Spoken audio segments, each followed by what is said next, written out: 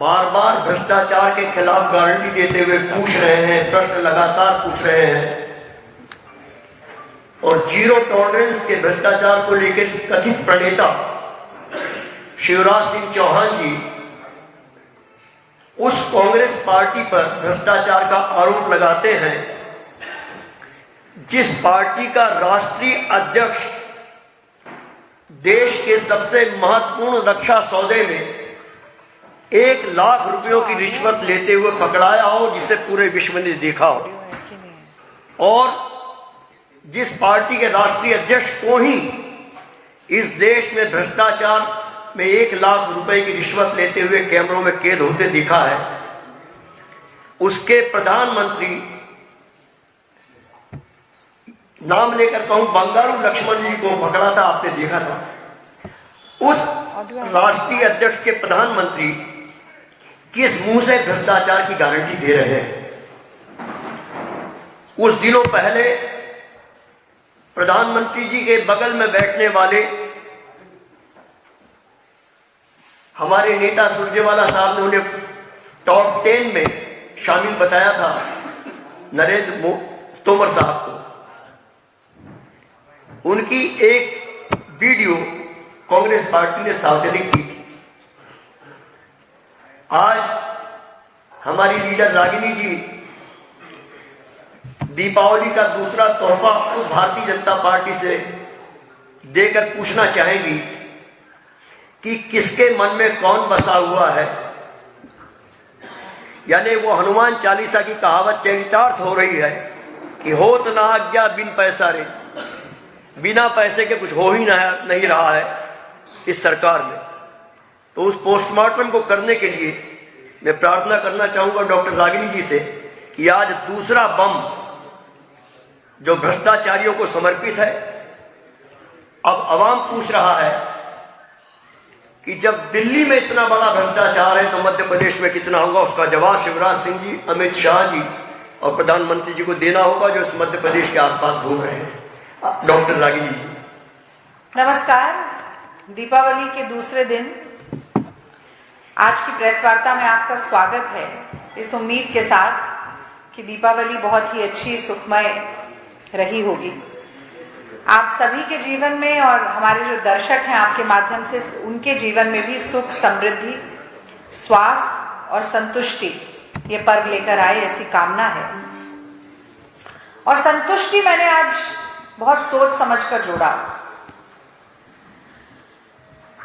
क्योंकि कहीं ना कहीं अभी मैं मीडिया के कक्ष में बैठी थी मिश्रा जी के साथ और हमारे 1-2 पत्रकार साथी बैठे थे, तो मैंने कहा कि एक साधारण व्यक्ति के लिए एक घर बनाने में पूरा जीवन बीत जाता है। लोन लेता है, जब तक उसकी नौकरी चलती है वो लोन पटाता है, तब भी शायद लोन ना पटता हो, फिर बेटा नौकरी करता है वो पटाता है, बेटी नौकरी करती है वो लोन चुकाती है। और यहाँ हम ऐसे वीडियो देखते हैं जिसमें 100 करोड़, 500 करोड़, 1000 करोड़, 25 करोड़, ये अंडरहैंड डीलिंग चल रही है मध्य प्रदेश में। भाजपा केंद्र में जो सरकार है उसकी नाक के नीचे और मध्य प्रदेश की नाक जो सरकार है उसकी नाक के नीचे।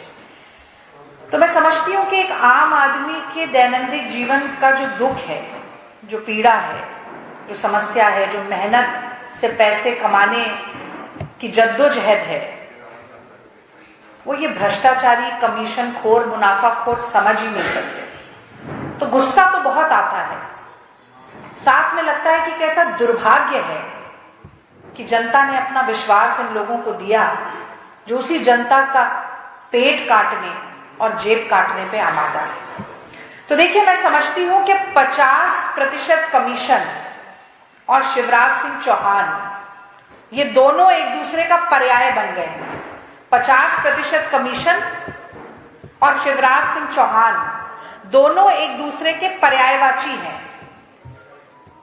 ये बात तो अब स्पष्ट हो चुकी है, जनता जान चुकी है, मान चुकी है, और इसको बार बार दोहराना मुझे लगता था कि ठीक नहीं है। ये जानिए, बहते हुए पानी की तरह साफ और स्पष्ट बात है। लेकिन ये बार बार नरेंद्र सिंह तोमर के बेटे के जो वीडियो वायरल हो रहे हैं, तो मुझे कहना पड़ेगा कि 50% कमीशन के साथ काला धन भी भाजपा नेताओं का पर्याय बन गया है।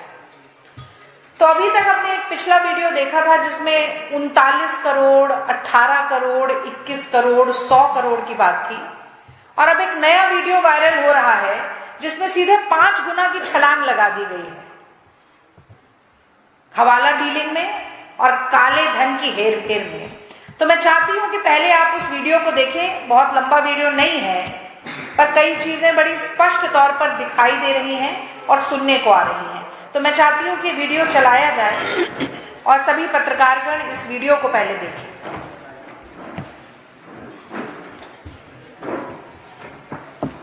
वीडियो 500 करोड़ प्रति माह।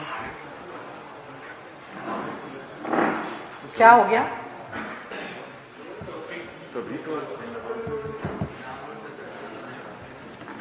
वैसे मुझे लगता है वीडियो आप सबके मोबाइल तक तो पहुंच ही गया होगा। हाँ, काफी वायरल है। नहीं, बिल्कुल चलाएंगे, नहीं चलेगा तो मैं अपने फोन में चला दूंगी, कोई बात नहीं। आपने सेव नहीं किया था?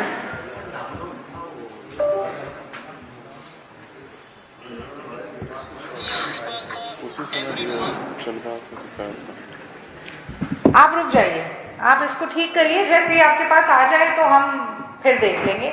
ये लाइट जरा ऑन करें, मैं सोचती हूँ कि हम जो बात कहनी है वो पहले कह लेती हूँ, फिर आपको वीडियो भी दिखा दिया जाएगा। तो देखिए, मैंने काला धन कहा, और काला धन हम जैसे ही कहते हैं तो मुझे 15 लाख याद आते हैं। वो 15 लाख जो आप सभी के खातों में आने थे, वो 15 लाख जो हम सभी के खातों में भी आने थे। और मोदी जी के राज में गजब की उलटबासी है।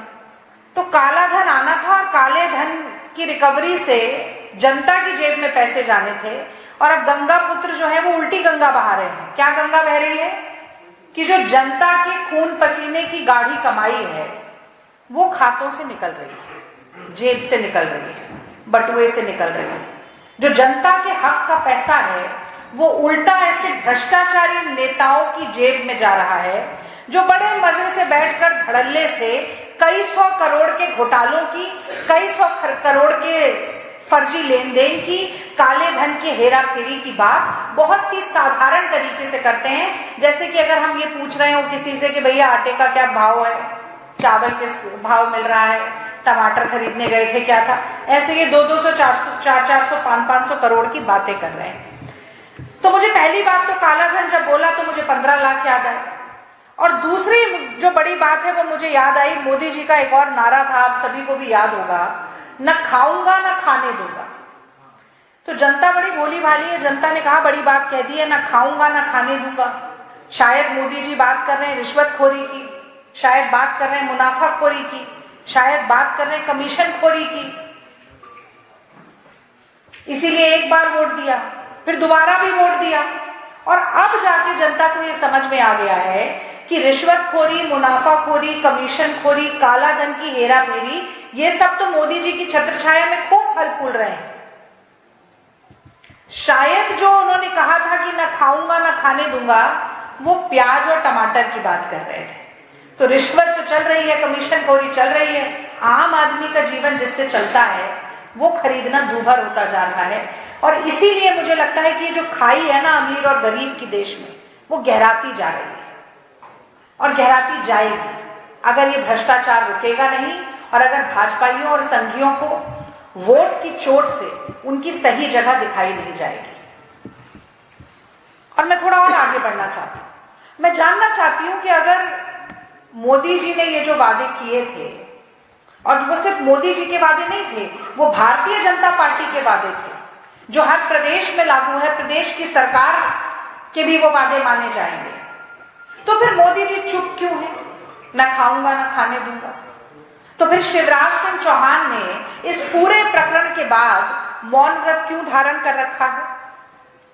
और एक कहावत आपने सुनी होगी कि खामोशी का मतलब हाँ होता है, खामोशी का मतलब हाँ होता है, चुप्पी जो है वो सहमति की ओर इशारा करती है। तो क्या ये मान लिया जाए कि इस तरह की करोड़ों रुपए की जो हवाला की डीलिंग की बातचीत होती हुई प्रतीत हो रही है वो सही है?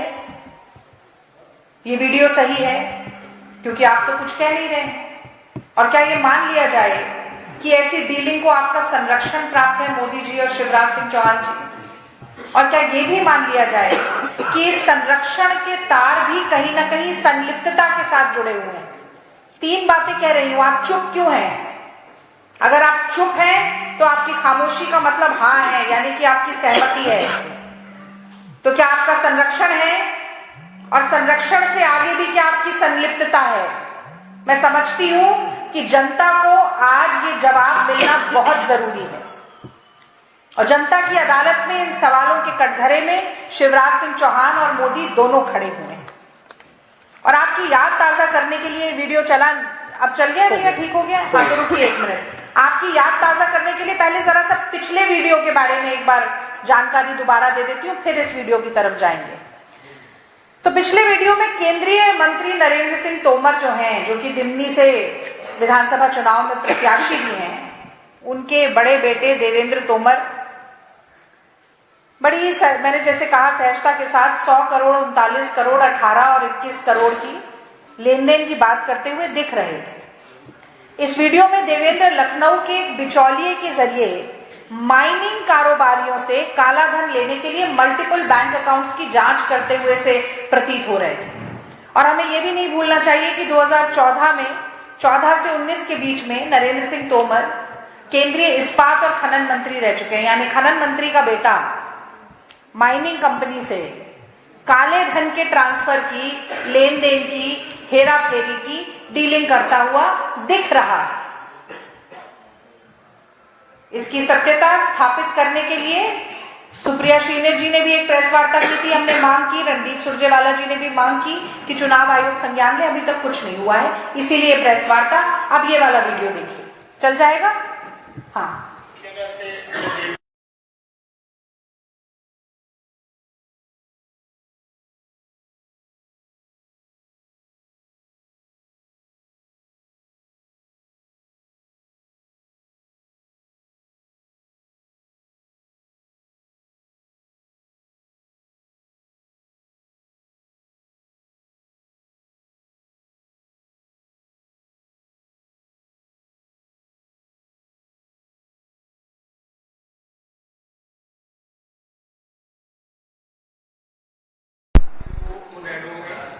आप उसको जैसे भी भेजना है आप उनको भेजिए।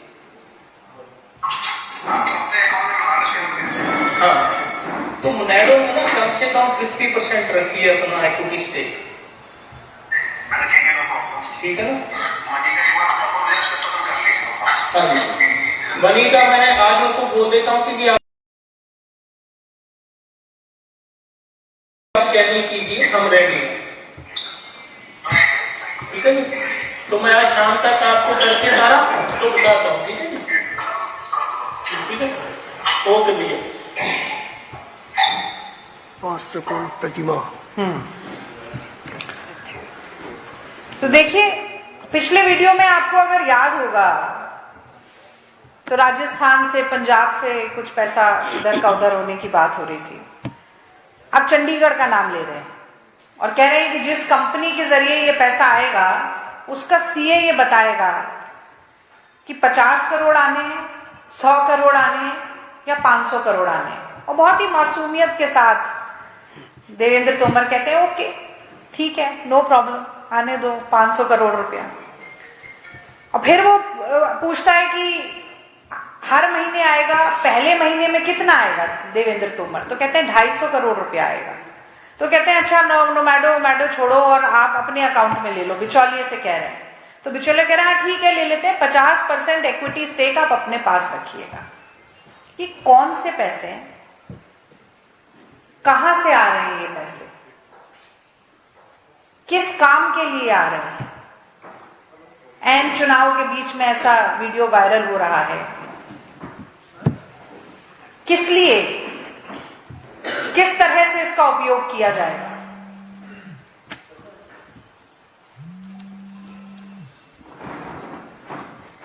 साधारण सा जवाब अगर मैं इसका खोजती हूं तो मुझे, जो मैंने शुरुआत में कहा कि ये जनता का पैसा है, ये मध्य प्रदेश के लाचार किसानों के हक का पैसा है, ये मध्य प्रदेश के बेरोजगार नौजवानों के हक का पैसा है।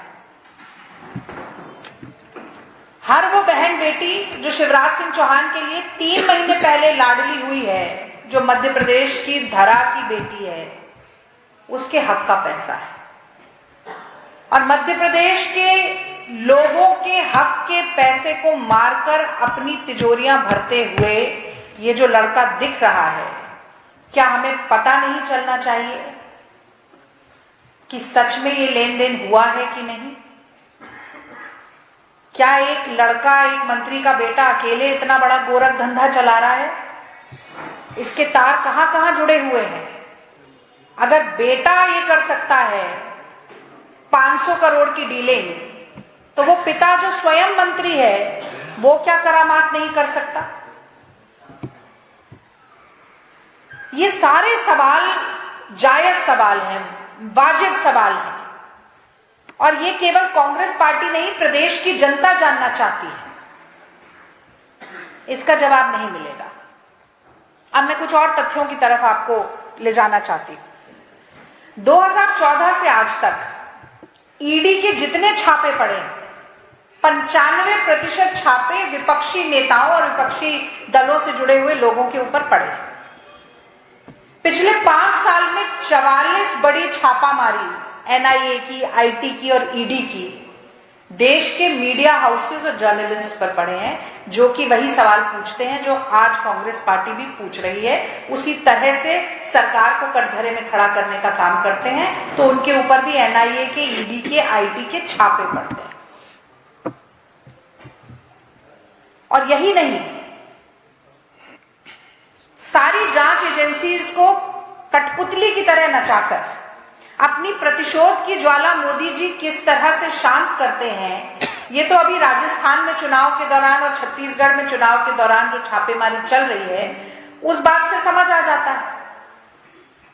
तो अब अगर भाजपा शासित प्रदेश में 500 करोड़ की हेरा फेरी, हवाला डीलिंग का वीडियो सामने आ रहा है और ईडी गायब है, आईटी गायब है, सीबीआई गायब है, तो किसे दोषी माना जाए? ईडी के जो डायरेक्टर थे, अभी सितंबर में इसी साल सेवानिवृत्त हुए, उनको बार बार एक्सटेंशन देने का काम मोदी जी कर रहे थे, बावजूद इसके कि सुप्रीम कोर्ट ने कहा कि इलीगल है। तो किसके इशारों पे ईडी नाच रही है? और अब अगर उस ईडी का रुख यहां नहीं होता है, तो इसकी जिम्मेदारी क्या मोदी जी के कंधों पर नहीं आती? ना खाऊंगा ना खाने दूंगा। कांग्रेस से सवाल पूछना बहुत आसान है। छत्तीसगढ़ में अभी बोल रहे थे कांग्रेस से सवाल पूछ रहे हैं, राजस्थान जा रहे हैं कांग्रेस से सवाल पूछ रहे हैं। तो ये जो 10 लाख का सूट पहनते हैं, उसके गिरेबान को थोड़ा सा ऐसे करके उसमें भी झांक के देखें और 2-4 सवाल पूछें अपने लोगों से भी। फिर मैं चुनाव आयोग की भी बात करना चाहती हूं। मुझे लगता है कि लोकतंत्र का सबसे बड़ा पर्व हमारे चुनाव है, जो कि सुनिश्चित करते हैं कि जनता की भागीदारी निर्णय लेने की प्रक्रिया में बनी रहे, जो ये भी सुनिश्चित करते हैं कि जनता से जुड़े हुए मुद्दे, जनमुखी मुद्दे, जनवादी राजनीति हाशिए में न पड़ी रहे, मुख्य धारा में आए राजनीति की। और ऐसे में जब ये वीडियो आते हैं, तो कहीं ना कहीं पूरी चुनावी प्रक्रिया पर संदेह की दृष्टि डालना जरूरी हो जाता है। और तब चुनाव आयोग की ये सबसे बड़ी जिम्मेदारी बनती है, कर्तव्य बनता है कि लेश मात्र का भी संदेह चुनावी प्रक्रिया से जुड़ा हुआ ना बचे। और ऐसे में अगर स्वतः संज्ञान लेकर चुनाव आयोग कार्रवाई नहीं करता है, इन दोनों वीडियोस की सत्यता को स्थापित नहीं करता है,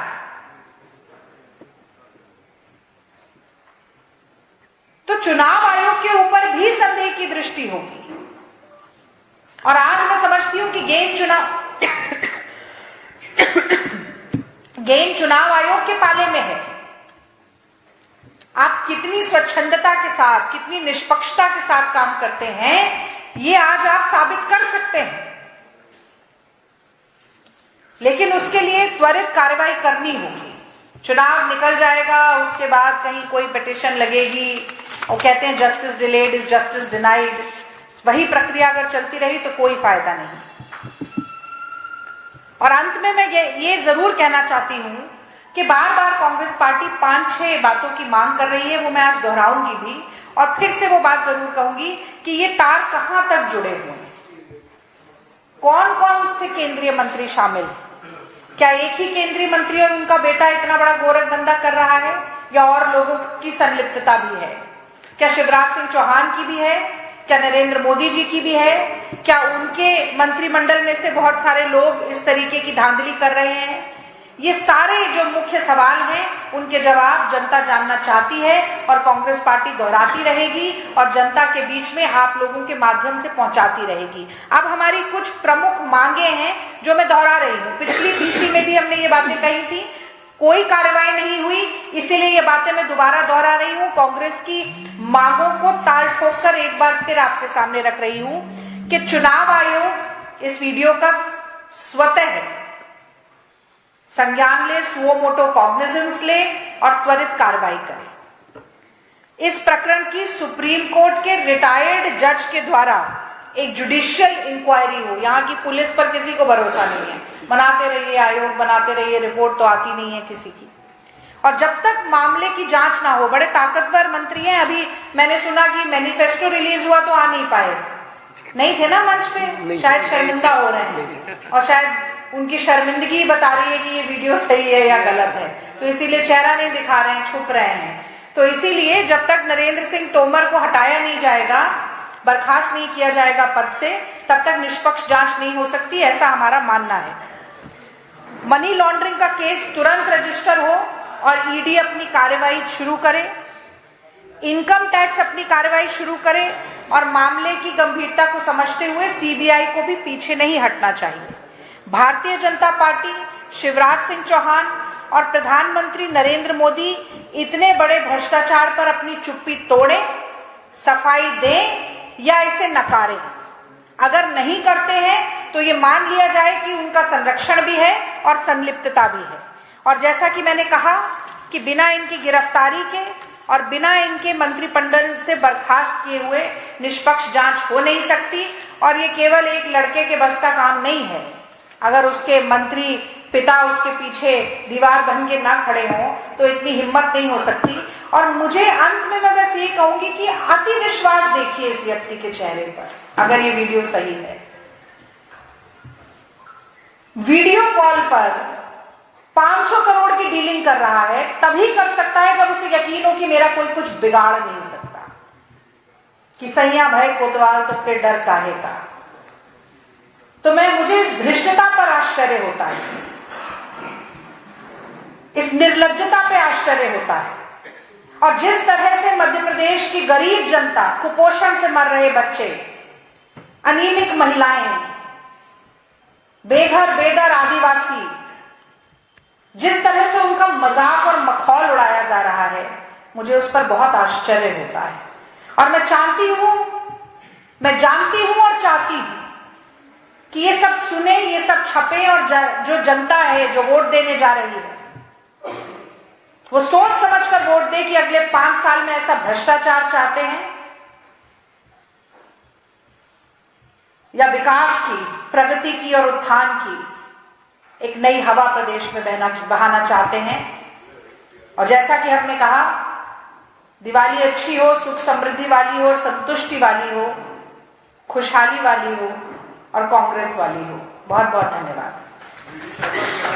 नरेंद्र सिंह तोमर ये कह रहा है, जब मुझे सवाल किया गया वीडियो के बारे में तो वो ये कह रहे हैं कि फर्जी है। और आप जब प्रेस कॉन्फ्रेंस करके उसी वक्त वीडी शर्मा ने बयान दिया है कि ये फर्जी वीडियो है और कांग्रेस गलत नहीं है। देखिए चोर रंगे हाथों भी पकड़ा जाता है तो वो कभी कहता है कि मैंने चोरी की, वो तो फिर भी यही कहने की कोशिश करता है, बचने की कोशिश करता है। पर देखिए चोर की दाढ़ी में तिनका भी बहुत बार देखने को मिल जाता है।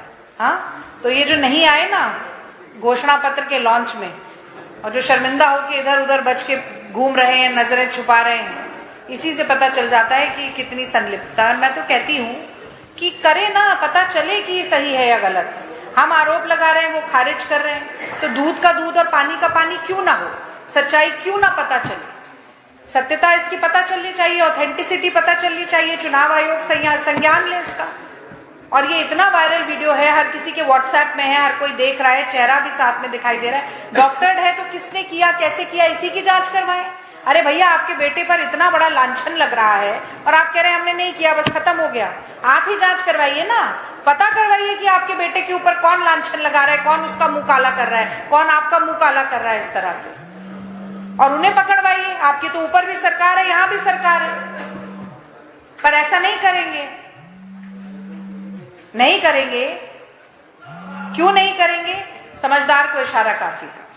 मैडम, स्टेट का चुनाव और बीजेपी हर बार अपने प्रेस कॉन्फ्रेंस में रैलियों में वो कहती रहती है मोदी की गारंटी।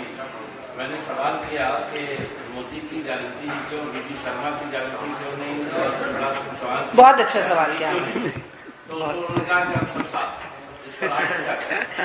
देखिए, जो इनका घोषणा पत्र था उसी से मैं शुरू करती हूं। 2003 में जन संकल्प, चुनाव संकल्प, 2008 में जन संकल्प, 2018 में दृष्टि पत्र। तो संकल्प से शुरू होकर दृष्टि पे आ गए, संकल्प ही छोड़ दिया। और उसका सबसे बड़ा प्रमाण ये मिला कि 3,000 मुफ्त मुफ्त मुफ्त मुफ्त मुफ्त, और लिखा नहीं। घोषणा पत्र में क्यों नहीं लिखा आपने कि 3,000 रुपया देंगे लाडली बहनों को और बेटियों को? तो गारंटी चाहे वीडी शर्मा की हो, शिवराज सिंह चौहान की हो या मोदी की हो, ये सारी गारंटी एक्सपायर हो चुकी है। ना वारंटी बची है, ना गारंटी बची है। क्योंकि देश की बात कर ले तो बार बार बोलना पड़ेगा ना। मैंने तो आज 15 लाख से शुरू किया। कहाँ है 15 लाख मोदी जी की गारंटी थी? कहाँ है 2 करोड़ नौकरियां मोदी जी की गारंटी थी? कहाँ है 100 स्मार्ट सिटी मोदी जी की गारंटी थी? कहाँ है बुलेट ट्रेन मोदी जी की गारंटी थी?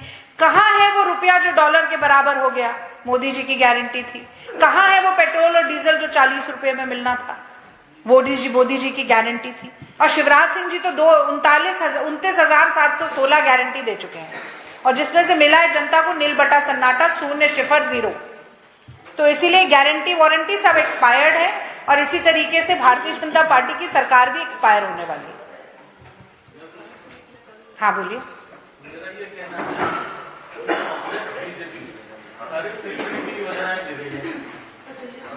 हाँ, ठीक है, तो आप गरीबों को ऐसी कोई योजना है आपके पास कि वो आत्मनिर्भर बने और अपने दम पे मतलब काम करके पैसे कमाएं? बिल्कुल।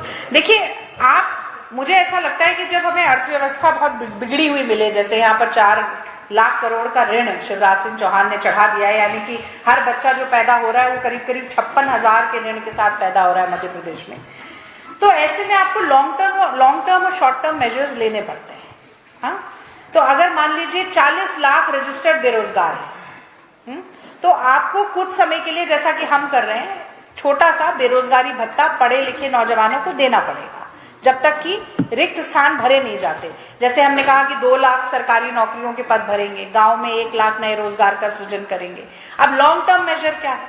लॉन्ग टर्म मेजर ये है कि जैसे 18 लाख करोड़ का निवेश लाने की बात शिवराज सिंह चौहान जी ने की थी, और 18 साल में 18,000 रुपए का निवेश नहीं ला पाए, लाखों करोड़ रुपया समिट पे जरूर खर्च दिया। हम निवेश लेकर आएंगे। जब निवेश आता है तो अपने आप प्राइवेट सेक्टर को बूम मिलता है। सरकारी नौकरियों के साथ साथ प्राइवेट सेक्टर की नौकरियां भी बढ़ती हैं। जब नौकरी बढ़ती है, पैसा आता है, तो आप इकोनॉमी में बूस्ट कर सकते हैं, आप कुछ खरीदारी करेंगे, डिमांड और सप्लाई की चेन बढ़ती है। पर उस तक पहुंचने का जो समय है, तब तक तो लोगों की मदद करनी पड़ेगी ना। तो आप उसे मुफ्त मत बोलिए। और हम में और भाजपा में क्या फर्क है वो भी मैं आपको बताती हूँ। हम एक आर्थिक आकलन करके घोषणा करते हैं। इन्होंने कहा 3,000 रुपया देंगे महिलाओं को। यूपी में दिया क्या? गुजरात में दिया क्या? जितने बड़े इनके राज्य हैं, गुजरात तो बहुत समृद्ध राज्य है, वहां भी नहीं दे पाए। अगर हम कॉम्पिटिटिव एक प्रतिस्पर्धा के मूड में होते तो हम कहते 4,000 देंगे, पर 4,000 भी नहीं दिया जा सकता, 3,000 भी नहीं दिया जा सकता, 1,500 दिया जा सकता है। 1,500 हमने और राज्यों में देकर भी दिखाया है, तो हमने वो बात की। और अब तीसरी बात कहूंगी, तेंदुपत्ता संग्रहण। अगर हम कह रहे हैं कि हम 4,000 देंगे, हमने छत्तीसगढ़ में करके दिखाया, और वो उनका मेहनताना है, वो उनके ऊपर एहसान नहीं है। आप कहेंगे क्यों बढ़ा दिया, क्यों पैसा कर दिया, रेवड़ी है।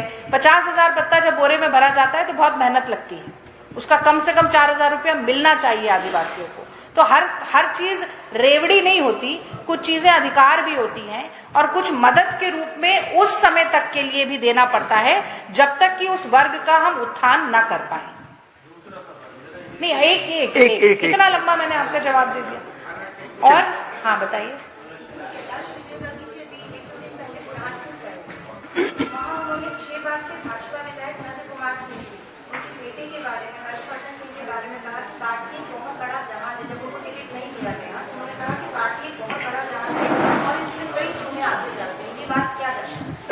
देखिए, ये बात ये दर्शाती है कि भारतीय जनता पार्टी के खेमे में खलबली मची हुई है और जिस जहाज की वो बात कर रहे हैं ना, जो डूबता हुआ जहाज, वो भाजपा ही है और उसी में इतने सारे छेद हो गए कि अब कितनी भी पतवार ले आए ये ऊपर से, कितने भी चप्पू चला लें, वो नाव किनारे पर पहुंच नहीं पाएगी, वो भवसागर में नीचे ही जाने वाली है।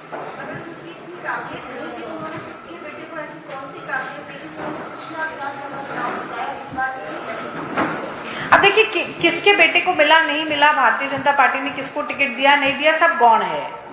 कौन लड़ रहा है वहां से गौण है। आज जो रिपोर्टर फील्ड में जाकर जनता की नब्ज को टटोल रहे हैं, वो बहुत अच्छे से जान रहे हैं कि चाहे वो राकेश सिंह हो सांसद, चुनाव हार रहे हैं, चाहे कैलाश विजयवर्गीय हो, टेलीविजन बांट रहे हैं, साड़ियां बांट रहे हैं, मोबाइल फोन बांट रहे हैं, चुनाव हार रहे हैं, चाहे वो नरेंद्र सिंह तोमर हो जिनके इतने बड़े बड़े भंडाफोड़ हो रहे हैं, चुनाव हार रहे हैं, चाहे वो विश्वास सारंग हो, चुनाव। तो मैं तो ये कह रही हूँ कि आज जनता ये देख रही है कि जहां भारतीय जनता पार्टी का प्रत्याशी खड़ा है उसे हराना है। वो कौन है, अब इसको पूरी तरीके से नजरअंदाज कर दिया जा चुका है। कांग्रेस का पंजे का निशान जो है उसी पर बटन दबेगा, कमलनाथ जी की सरकार आएगी। बहुत बहुत धन्यवाद।